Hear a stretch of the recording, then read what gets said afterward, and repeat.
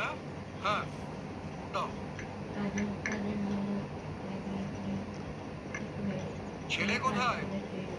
এখনো ফেরেনি। দিন রাত্রির বন্ধু বান্ধবদের সঙ্গে আড্ডা না মেরে ব্যবসাটাকে দেখতে বলো, আখেরে লাভ হবে। তারপরে বসাতে গেলে মশাই ছেলের ঘাড়ে বোঝা চাপাতে হবে। মানে? মানে ছেলের বিয়ে দিতে হবে, তাহলে আড্ডাটা বন্ধ হবে। হ্যাঁ, তোমার এই অকম্মা ছেলেটাকে কোন মেয়ের বাপ মেয়ে দেবে বলো দেখি? কেন?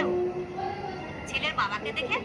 আমাদের তো একমাত্র সন্তান, আমাদের যা কিছু আছে সব তো ওর। বলো এ শোনো না,